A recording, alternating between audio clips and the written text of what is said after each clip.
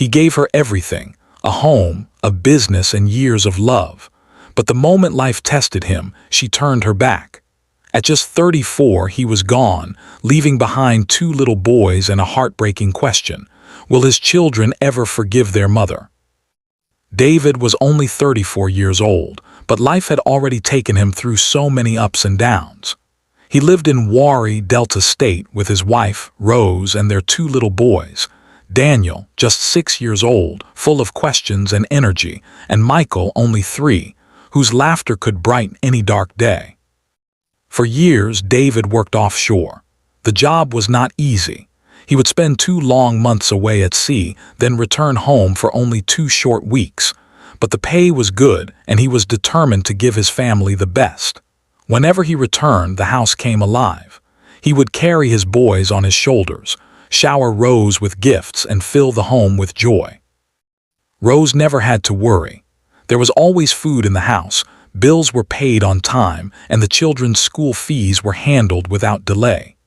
David even went further. He opened a big hair salon for Rose. It was her dream, and he wanted her to have something of her own. Business was good, and Rose often told her friends how blessed she was to have a husband who cared so much. But life can change in a moment. One day, David lost his offshore job.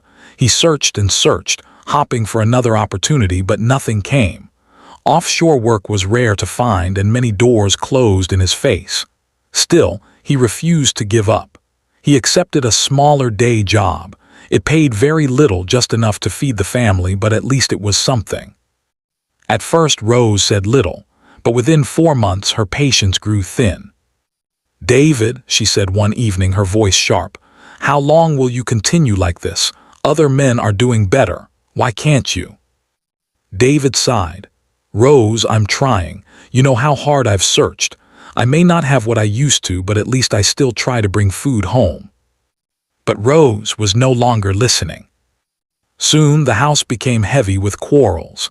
David would return from work, tired and hungry, only to meet harsh words. If he tried to touch her gently at night, she would push his hand away. "Don't disturb me," she said coldly. One evening, after a long day at work, David went into the kitchen. He was weak and hungry, so he took a small portion of food. Rose came in and frowned. "So now you just serve yourself," she snapped. "If you're hungry, buy food outside. Don't expect me to cook for a man who can't provide." David stood there in silence, his heart breaking. He remembered how he had once carried every responsibility, how he had given her the salon and never let her lack anything. But now, none of it seemed to matter. Bills were left unpaid. The children were sometimes sent home from school before Rose reluctantly paid their fees. Each time, she turned her anger on David. "You're useless," she shouted one day. "Go and make money like your mates. Stop talking about the past. What use is that to me now?" David's heart grew heavier with each passing day. He began to fear returning home. After work, he would linger outside, not wanting to face another evening of anger. The children noticed the change. Daniel asked him one evening, "Daddy, why are you always sad?" David forced a smile and touched his son's head. "I'm fine, my boy, don't worry. Daddy is just tired." But deep inside, he was not fine. The words, the rejection, the loneliness, they were eating him slowly.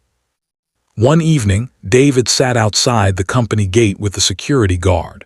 His face was calm, but inside his thoughts were stormy. He thought about Daniel and Michael, about how much he loved them. He thought about Rose, about how she once looked at him with pride but now treated him like a stranger. The guard noticed David's long silence.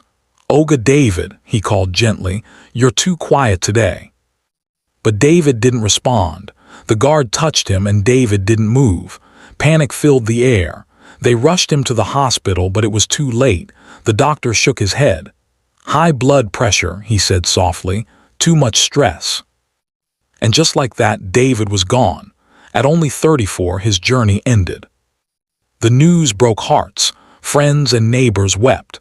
They remembered how devoted he had been, how he worked tirelessly for his family. People whispered, "Ah, this man was too good.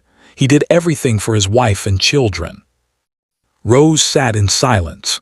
She still had the salon, the house, and the children, but she no longer had the man who built it all. His words echoed in her mind, "All that you have came from me. Don't forget."